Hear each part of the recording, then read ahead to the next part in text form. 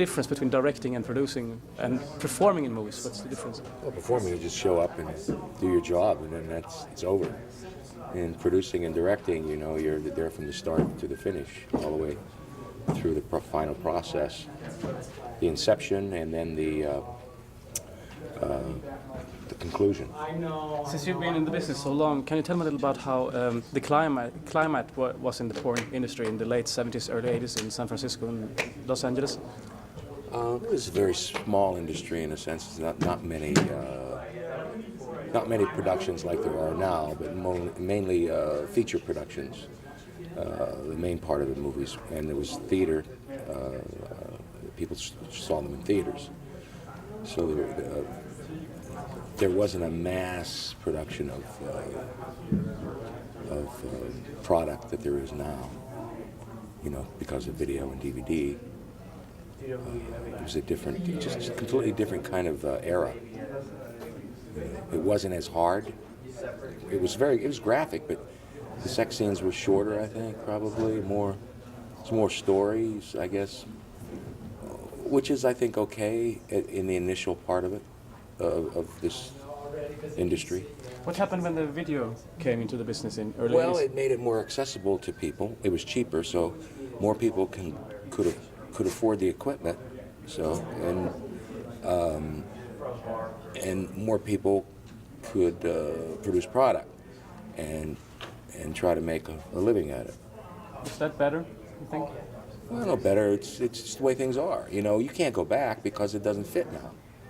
There's room for a variety of stuff. There's room for features. There's room for, you know, just straight wall-to-wall sex, you know, and fetishes. And there's a lot of variety of stuff, which, since more people are exposed to it, their tastes become more varied.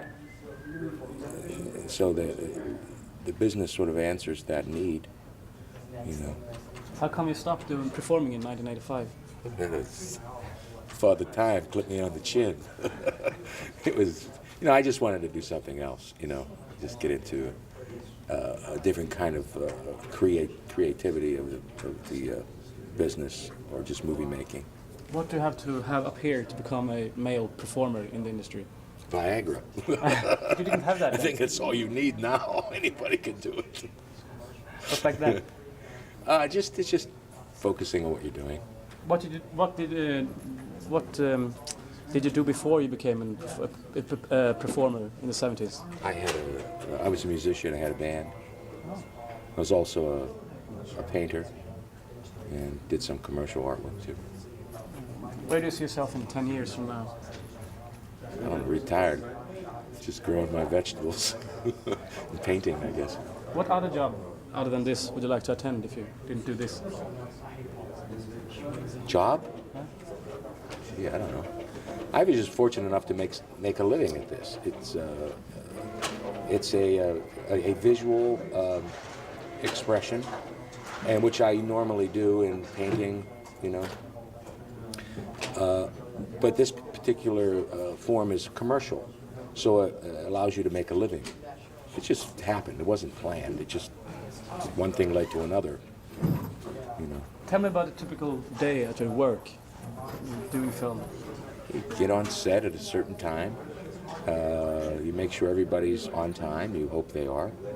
And you get the makeup going. You make sure the wardrobe's intact, all set up so you can see what you're going to have displayed on the performers. Just all the departments that you have at that particular shoot are ready to go. So you can go 1, 2, 3, 4, and then you shoot, or whatever. How come the men stay in the business much longer than women? They only stay for 10 years. A man can be like 20. Well, that's obvious. I mean, people, I think that people would like more new men, you know, but it just doesn't seem to, I don't know, attract that many as much as the women. And people want to see new girls all the time. Mm-hmm. What is the biggest difference of porn films in the 70s comparing to now? Difference between the films? I don't know. I mean, it was all film then. I just think there's a more variety of stuff. You know? A lot of the, I think, movies that are done are sort of boring. You know, because I mean, I don't. For me, maybe people like it. It's just, you know, a lot of yapping and then fucking and yapping and then fucking. You know, it's just soap operas. I don't want to see soap operas. The sex You know, scenes, soap operas on TV. You know what I mean? the sex I'd like to scenes- see something a little more creative, a little more. I don't know, mind thing, something, a vision. The you know- sex scenes seem more clinical these days than they did then. Well, yeah, I mean, they're more graphic. So, but again, you're working with, you can't be limited by what, you know, you're allowed to show. You have to, what I do is I create what I try to create an illusion that you sort of, if you have somebody's attention, the way you put the images together and show them what they want to see is sort of hypnotizing. So once you have their attention, so you play with that and you allow their mind to work, and not just rely on how graphic you are. And you can be just as graphic, but there are sensations you can stir as you put any visual medium together. And that's what I do. There's no specific formula to that. It's a sense. It's a sense of putting it together. It's, I've said this before, that everybody's essentially doing the same card trick. If I ask you to pick a card and you pick it, you put it back in the deck, and I show it to you, you say, well, that's nice, yeah, it's my card. But if it's in your back pocket, wow, that's a surprise. It's revealed a certain way. So it's how you reveal this piece of work that makes something stand out from something else or makes it more interesting. You just can't show a picture of it. That's not good enough anymore. You know, 50 years ago, one picture could stimulate someone to no end, just a picture of something. But you have to go more than that, because people have been exposed to more.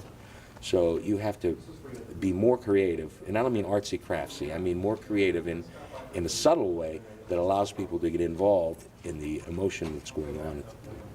How has it been growing up in the business? You've been since the 70s. Now it's like 30 years. How's it been? What? Growing up with the business constantly. I don't know. You I don't started even know. 70. You've been with it 30 years now. Well, it's been wonderful to me. I mean, I've seen people come and go, and some good stories, some sad stories. It's like life. I never thought of it like that. I mean, it's just part of life. You know. You started out in San Francisco, so you must have worked with the Mitchell brothers and John Holmes. Yes. Any nice stories from that time? Just had a nice time with them. Artie and Jim were great to work for, because it was always like a little party.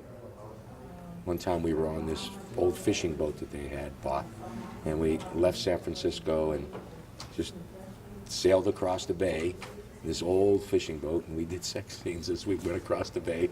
The sun was going down behind the Golden Gate Bridge, and you know, I'm getting a blowjob on top of the thing. And it wasn't planned. They just had girls there, and everybody started to do things, you know. So they just started shooting it. They had no plan of what we were doing. It was just like shooting a bunch of stuff and people having a good time. It was great.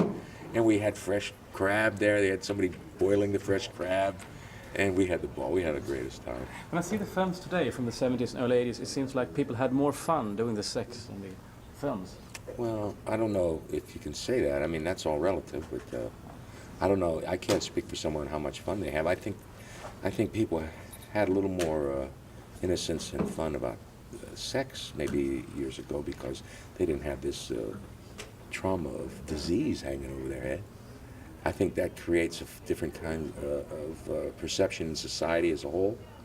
So how that transfers to our business, I don't know. Maybe it makes it a little more kinky. You remember when the HIV came in the early 80s, since you were living in San Francisco? Yeah. Was it a riot? What happened? Tell me what happened. Was it what? What happened in San Francisco in '83 when the AIDS started to spread and the I mean, it just sort of came on, and what was this? It just like it was perceived everywhere. I mean, it just happened to be that, you know, New York, LA, and San Francisco were targeted areas, that's all. But You know, these people were infected purposely. You know. I have to ask you questions about Seika now. Do you have any memories of her? What's she like? She was a lot of fun. I mean, she was a